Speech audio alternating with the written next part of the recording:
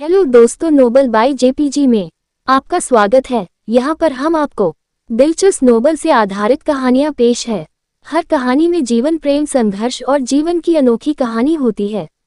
यदि आपको हमारी कहानी पसंद आती है तो कृपया हमारे चैनल को सब्सक्राइब करें और लाइक करना न भूलें। आपका समर्थन हमें और बेहतर बनाने में मदद करता है। MGA अध्याय 2 ब्यूटी एल्डर। चू फैंग असल में चू परिवार से नहीं था। वह चू परिवार में 5वें सबसे बड़े चू युआन का गोद लिया हुआ बेटा था। इस कारण चू फैंग को छोटी सी उम्र में ही किनारे कर दिया गया और अपमानित होना पड़ा। अगर चू युआन की सुरक्षा न होती तो उसे पहले ही चू परिवार से बाहर निकाल दिया गया होता। इस कारण चू फैंग चू युआन के प्रति बहुत आभारी था और उसने चू युआन का गौरव बनने और कुछ सम्मान वापस जीतने की कसम खाई। 5 साल पहले चू फैंग ठीक 10 साल का था और यह मार्शल आर्ट का प्रशिक्षण लेने के लिए सबसे अच्छी उम्र थी।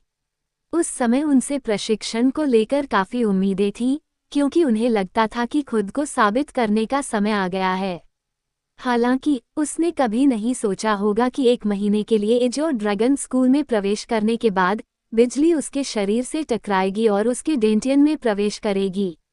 पहले तो चू फैंग ने सोचा कि यह अच्छी किस्मत है, क्योंकि जब उसने प्रशिक्षण शुरू किया तो उसके सुधार की गति आश्चर्यजनक थी। 2 महीने में ही वह आत्मा क्षेत्र के दूसरे स्तर पर पहुंच गया। वो गति पूरी तरह से असामान्य थी और इस वजह से चू फैंग ने इसे किसी को बताने की हिम्मत नहीं की, इसलिए उसने अपनी ताकत छुपाई और प्रशिक्षण जारी रखा। लेकिन यह अच्छा दृश्य ज्यादा देर तक नहीं चला। जैसे ही चू फैंग ने सोचा कि वह एक प्रतिभाशाली व्यक्ति बन गया है, उसके शरीर में परिवर्तन हुआ। उस परिवर्तन के कारण उसकी साधना रुक गई और आगे नहीं बढ़ सकी और उसे जीवन भर की सबसे भयानक प्रतिभा का तमगा दिया गया। तारांकन बज़्ज़ा। उस समय चू फैंग के हाथों में संत आत्मा घास को उसके दांतेन द्वारा परिष्कृत और अवशोषित किया जा रहा था। उसकी शोधन गति बहुत तेज थी और यह सामान्य बुद्धि से परे थी। आमतौर पर चू फैंग की ताकत के साथ संत आत्मा घास को परिष्कृत करने में कम से कम 1 महीने का समय लगता था। हालांकि अब इसे देखने पर ये कुछ ही समय में आधा परिष्कृत हो चुका था और चू फैंग का डांटियन, जो कभी न खत्म होने वाली गुफा की तरह लग रहा था, उसमें भी भरा हुआ होने का एहसास था। अचानक चू फैंग के हाथ पर प्रकाश तैर गया और संत आत्मा घास का दूसरा आधा हिस्सा तुरंत गायब हो गया। इसके अलावा उसी समय चू फैंग के डेंटियन में सब कुछ बदल गया। 9 बिजली के जानवर एक दूसरे से जुड़े हुए थे। ये तेजी से आगे बढ़ रहा था और यह वास्तव में संघनित हो रहा था। अंत में यह एक गोली जैसी वस्तु में बदल गया। गोली के बनने के बाद उसमें से अनंत आध्यात्मिक ऊर्जा निकली, जैसे ज्वार चू फैंग के शरीर को धो रहा हो। बहुत जल्द यह उसके पूरे शरीर में फैल गई। तारांकन फफफ। चू फैंग ने अचानक अपनी आंखें खोली और उनमें बिजली के निशान थे। उसके चेहरे पर एक अवर्णनीय भाव था। मैं सफल हुआ। 5 साल बाद मैं आखिरकार सफल हुआ। चू फैंग अतुलनीय रूप से खुश था। वह बिस्तर से नीचे कूद गया और जैसे जैसे वह घूमता गया उसने अपने शरीर को नाप लिया। मार्शल साधना की यात्रा में ज्ञात क्षेत्र निम्नलिखित थे: आत्मा, मूल, गहन और स्वर्ग। ये 4 बड़े क्षेत्र थे और हर क्षेत्र 9 स्तरों में विभाजित था। आत्मिक क्षेत्र का प्रथम स्तर। इसका मुख्य उद्देश्य भौतिक शरीर को विशेष विधियों से प्रशिक्षित करना और शक्ति बढ़ाना था। लेकिन आत्मिक क्षेत्र के दूसरे स्तर पर पहुंचने के बाद व्यक्ति को आध्यात्मिक ऊर्जा को संघनित करने के तरीकों का उपयोग करना चाहिए। केवल वे लोग ही जो अपनी आध्यात्मिक ऊर्जा को अपने डेंटियन में सफलतापूर्वक संघनित कर लेते हैं, वे ही मार्शल साधना में अपना मार्ग सही मायने में शुरू कर सकते हैं। चू फैंग का शरीर बदल गया और इसने उसे आध्यात्मिक ऊर्जा को संघनित करने में असमर्थ बना दिया। उसके डेंटियन में दिव्य बिजली 9 भूखे जंगली जानवरों की तरह थी। चू फैंग द्वारा संघनित आध्यात्मिक ऊर्जा हमेशा उस दिव्य बिजली द्वारा निगल ली जाती थी। लेकिन उसने हार नहीं मानी। ऐसा इसलिए था क्योंकि उसे पता चला कि दिव्य बिजली ने उसकी आध्यात्मिक ऊर्जा को अपने में समाहित कर लिया था, लेकिन इसकी एक सीमा थी। जब तक वह अपने डेंटियन को आध्यात्मिक ऊर्जा प्रदान करता रहेगा, वह एक दिन उसे भर सकता है। और आज अंततः वह सफल हो गया। ये वास्तव में एक मजबूत भावना है। आध्यात्मिक ऊर्जा की अनंत मात्रा मेरे शरीर में उमड़ रही है, मानो वह मेरे शरीर को भेद कर बाहर निकल जाएगी। चू फैंग के लिए यह एहसास अकल्पनीय था। उसने कभी नहीं सोचा होगा कि दिव्य बिजली सीधे एक गोली में संघनित हो जाएगी और डेंटियन में जगह ले लेगी। दिव्य बिजली जो आध्यात्मिक ऊर्जा दे रही थी वो बहुत सघन थी और यह कल्पना से परे थी। वह जानता था कि 5 साल की लगातार साधना के बाद भी वो इतनी प्रबल आध्यात्मिक ऊर्जा को एकत्रित नहीं कर सकता था। ऐसा करने का कारण था दिव्य बिजली। बज़्ज़र लेकिन ठीक उसी समय चू फैंग का शरीर अचानक अकड़ गया और उसकी अभिव्यक्ति भी काफी बदल गई। दिव्य बिजली बदल रही थी। उसकी शक्ति तुरंत कई गुना बढ़ गई और वह अचानक फिर से टूट गया और आत्मा क्षेत्र के चौथे स्तर पर कदम रखा। क्या कठिन समय खत्म हो गया है और अच्छा समय आ गया है। चू फैंग ने अपनी मुट्ठी कसकर बंद कर ली और उसे महसूस हुआ कि उसके शरीर में मौजूद विस्फोटक शक्ति उसके 5 साल के कष्ट के लायक थी। अचानक लगातार 2 स्तरों को तोड़ते हुए मजबूत बनने की अस्पष्ट विधि अंततः वापस आ गई। उसने आंतरिक प्रांगण की दिशा की ओर गंभीर दृष्टि से देखा और बुदबुदाया, चू जेन, मैं तुम्हारी संत आत्मा घास ले जाऊंगा। एजोर ड्रैगन स्कूल में शिष्यों की भर्ती वर्ष में केवल एक बार होती थी और हर बार ये 10 दिनों तक चलती थी। 10 दिन बाद वार्षिक आंतरिक शिष्य परीक्षा शुरू होगी। इस बार चू फैंग जो 5 साल से चुप था, वह भी भाग लेगा। परीक्षा स्थल एक विशाल भूमिगत महल था। भूमिगत महल के मुख्य हॉल में लोगों की संख्या समुद्र और पहाड़ों जितनी थी और संभवतः 10,000 से ज्यादा लोग थे। वहां उपस्थित अधिकांश लोग आत्मिक क्षेत्र के तीसरे स्तर पर थे, क्योंकि सभी जानते थे कि आंतरिक शिष्य परीक्षा में उत्तीर्ण होने के लिए कम से कम तीसरे स्तर पर होना आवश्यक है। हालांकि दूसरे स्तर पर भी शिष्यों का एक छोटा सा हिस्सा था और वे उलझन के बीच इसे पास करने की कोशिश करना चाहते थे।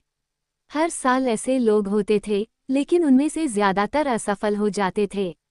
हालांकि ध्यान देने लायक बात ये थी कि वहां चौथे स्तर के कुछ लोग भी थे।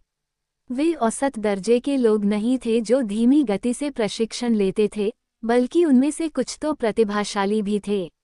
उन्होंने जानबूझकर आंतरिक शिष्य परीक्षा में भाग लेने से पहले आत्मा क्षेत्र के चौथे स्तर तक इंतजार किया।